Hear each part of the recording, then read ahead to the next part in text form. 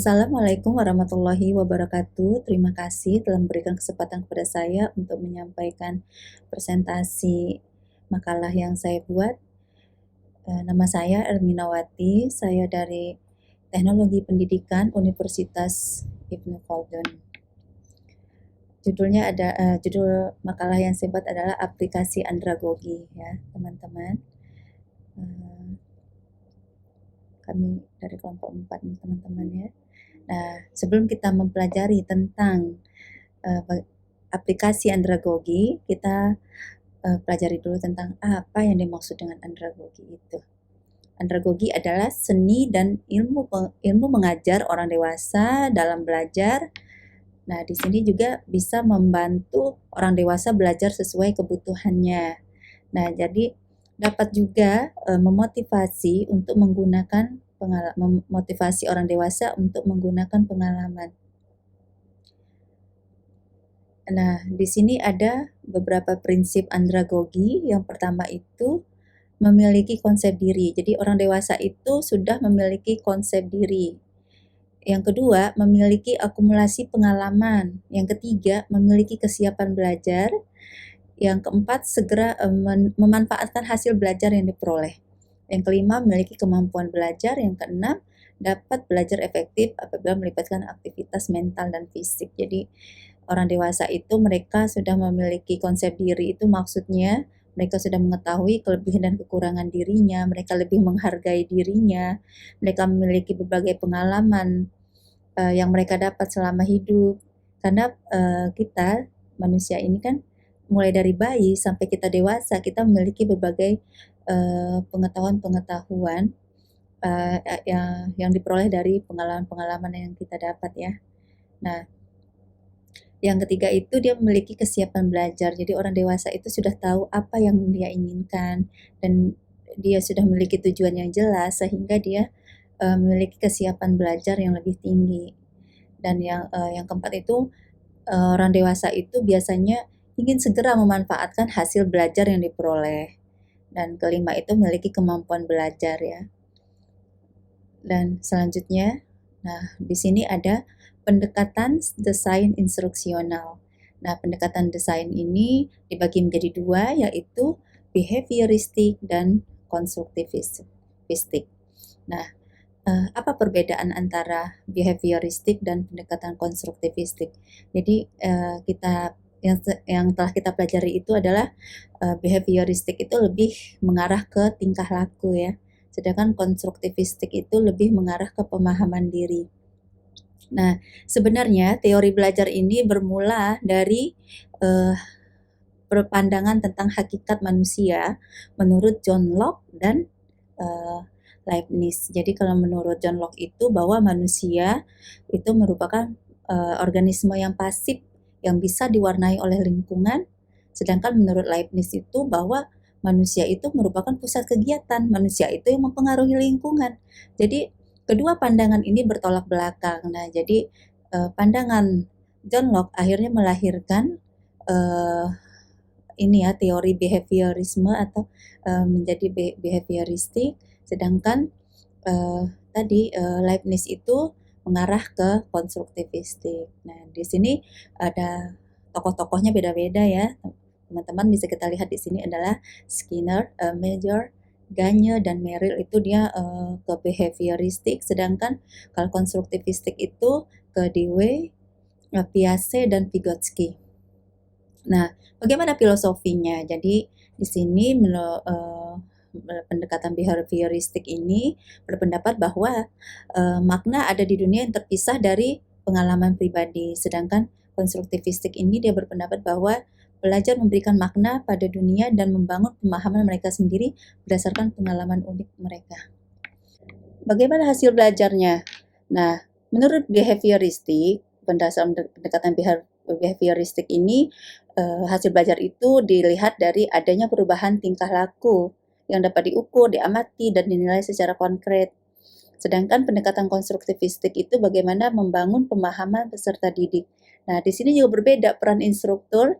Jika di dalam behavioristik itu, peran instruktur itu sangat dominan.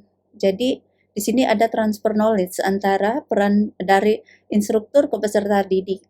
Jadi instruktur itu memberikan materi yang dibutuhkan kepada peserta didik, sedangkan peserta didik menerima dan mengikuti apa yang diberikan oleh instruktur. Sedangkan dari konstruktivistik itu guru sebagai fasilitator. Jadi tidak ada transfer knowledge di sini, tapi guru membantu siswa membentuk atau membangun pengetahuannya sendiri. Nah, di sini juga peran siswa itu menjadi berbeda. Jika tadi saya terangkan bahwa siswa di sini lebih pasif ya, jadi dia menyerap yang diberikan oleh instruktur, sedangkan di konstruktivistik itu bagaimana siswa menjadi pusat kegiatan. Jadi dia mencari sendiri ilmu-ilmu yang ada. Jadi dia mengalami sendiri semua kegiatan itu ya. Jadi guru di sini bertindak sebagai fasilitator saja.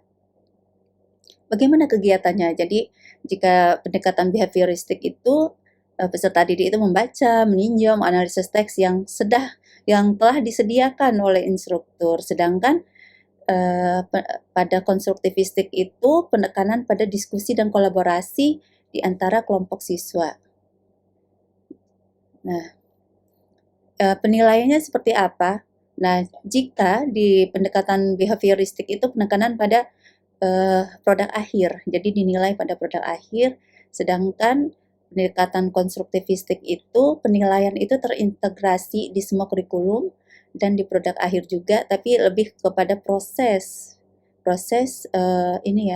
sebuah pembelajaran. Nah, bagaimana aplikasi andragogi ya? Nah, di sini pertama itu adalah aplikasi andragogi dalam bentuk tutor. Jadi kursus-kursus gitu ya. Nah, seorang tutor itu berpengaruh terhadap proses pembelajaran orang dewasa. Nah, memiliki sejumlah pengetahuan dan pengalaman yang lebih dari peserta didik gitu, sehingga bisa mengarahkan peserta didik.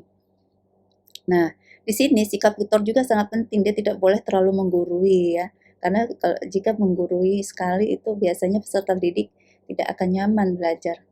Yang keempat itu bagaimana yang kelima ya, untuk mengusahakan adanya perubahan. Tutor itu harus bersikap positif terhadap warga belajar.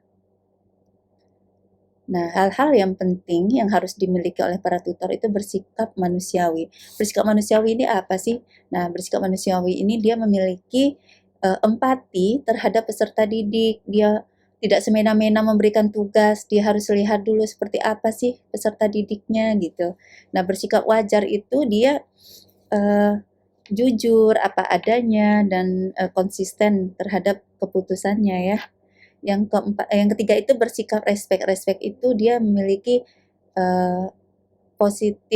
pandangan positif terhadap peserta didik. Yang keempat membuka diri itu maksudnya adalah dia menerima kritik dan saran gitu ya. Jadi tidak otoriter ya. Seorang tutor itu dia harus humble, dia harus bisa menerima pendapat-pendapat dari peserta didik yang ada. Yang ketiga itu penerapan andragogi dalam pengorganisasian bahan belajar. Jadi di sini bahan belajar itu digunakan untuk memudahkan warga belajar dalam mempelajarinya, mempengaruhi tingkat keberhasilan pembelajaran, bagaimana bahan belajar itu harus menarik dan sesuai dengan warga belajar. Bahan belajar yang berisi pengetahuan, keterampilan, dan nilai-nilai akan disampaikan oleh tutor kepada warga belajar.